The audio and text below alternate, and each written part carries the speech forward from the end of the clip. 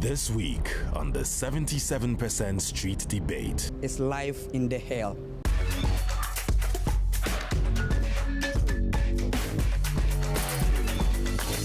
The 77% is in Italy. This country is home to many young people who left Africa. They crossed the scorching Sahara. They braved the unpredictable Mediterranean, all in pursuit of a better life in Europe. Today we're asking if the life they're living here was worth the risk they took to get here.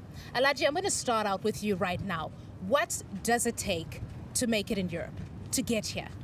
Well, I think it takes a lot of effort, it takes a lot of luck, it takes great bravery to make it but through the Sahara Desert, through the Mediterranean. But these are the first steps. It depends also on what one is running from, what one wants to seek in Europe.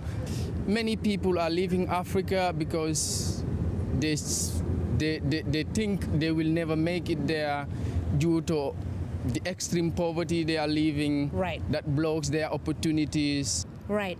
Chris, I'm going to come to you right now.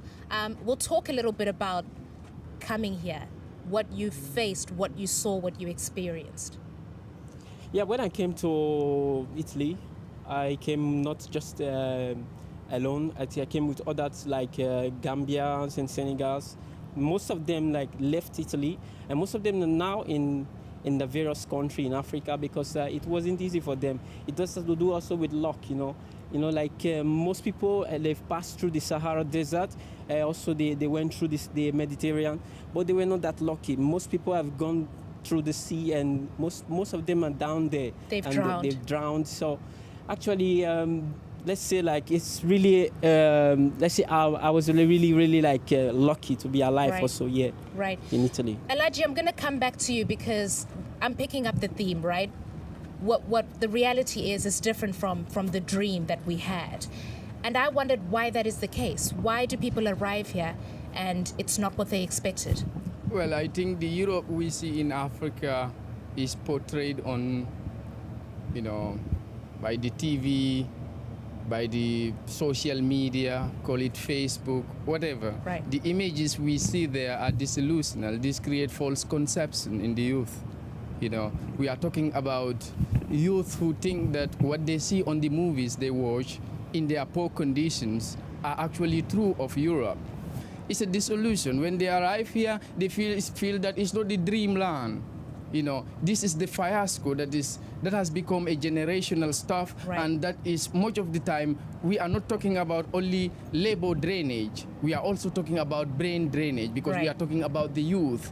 Mama, Africa is suffering because what are the sources that people are believing? The colonial stories, right. Or what their brothers, what we are speaking now, so that people who are speaking as our brothers do not brave through the Sahara Desert or do not take the Mediterranean Sea. Right. That's a cemetery we are calling. This is the worst post-modern genocide that is killing Africa, and I call this a generational destruction. Right. We are not only talking about those people who lost their life here. I've seen a lot of dry bones, dry people, dry skulls, more in the Sahara Desert that I cannot see here. And right. anyone who are brave through never thought he is going to make it. Yeah. It was just on luck. Why do people have to be constrained to make this thing? Most of our brothers and sisters, what they do here is to go and take a picture in front of a Ferrari, and that's really disinformation, misinformation. It's not true. It's and not this the reality. is why this type of whatever you call it, irregular migration, whatever, those prejudices, I don't accept it. But this is what lead to migration begetting itself. Right. And I want to come to you, Ishmael, because you tell us what life is like. Tell us where you sleep, what you eat. Do you drive a Ferrari? Because that's what people think that you have now that you're here. The main perspective in the life in Europe is the same as the life they call it in the hell. In hell? See, the life in Europe is life in the hell. Because in Europe, everything based on documents, right. And if you are not having documents, what are you going to do? Italians have a word called black job, which is lavoro nero. Right. That is what we are going to do. And we are going to work. That? What is a black lavoro job? nero means work without contract. Okay. You go to farm to go farms. and plug maybe Oliver, from 8, sometimes 7:30, up to 5 o'clock in the evening time, in this heat, and they are going to give you 25 euro. How much is that? 25 euro without food. You can't survive on that. You cannot survive on that in Italy here, because if you are paying house rent, you are paying boiler bill, you are paying condominium, you are paying water bill, life stuffs, plus what you are going to eat, increase of your shelter. I'll leave it there because I want to come back to you, Chris. Ishmael talked about black jobs. He talked about how difficult it is in Europe when you don't have papers. What has been your experience? Actually, Ishmael he said very important stuff there, because it boils to the document. In Italy, number one thing that's really important is the document. At first, it's not really easy, you know. For I know, like when I came, it was not easy, you know, because you have to go through the process, and even the process it takes time, you know. And upon this, you know, you get pressures from different aspects of your life. Like most of us, like immigrants, we have pressures from home, you know. When we come there, like when we come to Italy, people call, like our parents call, family call, like, can you send me this? Can you do this? Can you do that? Not they forgot about, like, you have this like pressure that you are in a new place, you know. Ishmael, so you've made it very clear that you're not living the dream in Europe. Help me understand why that is the case. Cool. Okay. That if you want to get a better life at the age of 18 to 35, the best place for you to enter is Europe, and which is not true. Elijah, you know, you're doing research for your PhD. You've done research about some of the conditions that Africans have to work in the farms. Tell us about what's going on in that perspective. My thesis is entitled Contemporary Slavery, the Exploitation of Migrants in the Agricultural Fields of Italy, and I have crisscrossed the whole of Italy, maybe better than many researchers in this area, and I know the condition that the youth, the healthiest, are living. They are living in so-called agricultural ghettos that are worse than any condition in the village. But then it depends on, you know, the perceptions that they have there, the pressures that are on them, and the issue of not saying the truth to your parents, or your parents not believing it, or the community there. So, and in Italy, throughout Italy, everyone coordinate their operations differently. And this is also because of the single asylum system that the European Union has established with the Dublin regulation. I will come back to you because I want to talk more about your research, but I want to bring in Alicia at this point. Alicia, you are a lawyer and you specialize in migration. Italy has new laws that make it more difficult for people who come through the Mediterranean to be able to stay here legally. Talk to us about that.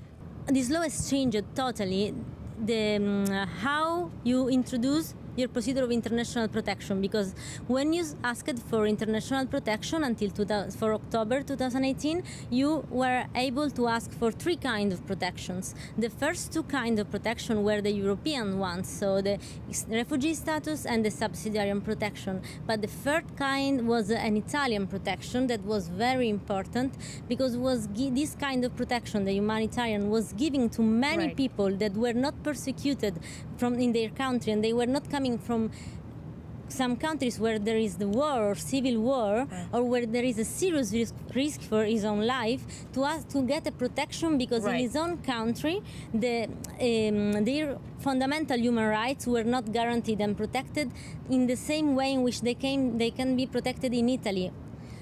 Right now it's going to be more difficult, because if they're not running away from a persecution or from a dangerous country, without the humanitarian protection, it's not easy to get a protection for the other people. You've been listening to the guys on the panel here. You are an Italian.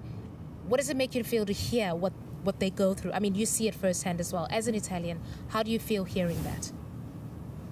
I feel guilty, actually, because I don't think that we have the instrument, we have the tools to guarantee the rights, even if right now we are not doing it in the better way, but in the best way. But actually, I really think that the judges and the system can do something to improve it. Okay, I want to come back to you, Do you see a future for yourself in Italy here? No, I don't have future in Italy. I have future back in the mother continent. That is the future of the world, not only me, future of the whole world. Because we don't understand the word transformation. Right. So you're going to go back to Africa? I'm supposed to go back. Okay. Chris, you have a bit of a different story in the sense that you've become a bit of a musical sensation here. You sing in Italian. You now have an Italian wife and children. You are maybe a very good example of integration. Do you see a future here in Italy? I'm really lucky to be like having what I'm having now. I'll say I give thanks and praise to God for what I have. But the future really lies in the hands of the Africans. Like I always say, for you to change the Africa depends on Africa. You know the journey that you took to get here, crossing the water, the desert, everything, living in the camps. Look at your life today, right? Do you reckon it was all worth it for what you have today? What I have to say, what I went through, it's not really worth it, to come to this place, to risk your life for the first place. It's not really worth it if you look about it. But I would say it depends on what you're running from. Okay, so you say it's not worth it. Ishmael, I'm going to come back to you because for somebody in Africa who's thinking about doing what you did, coming here, what would you say to them? What I'll tell to my brothers back at the mother continent is that the amount of money you are going to spend from West Africa to get to Europe, if you are a very intelligent person, perhaps to say, you can use that kind of money to start from the scratch. And I bet you, at the end of 6 months, you will see yourself in the highest position. We made a great mistake. I complete senior high school. I wrote West Africa exams at the age of 15 to 16 years. I did not even wait to take my results. When my results came, I got a good marks, which I can continue my education to do what I was supposed to do.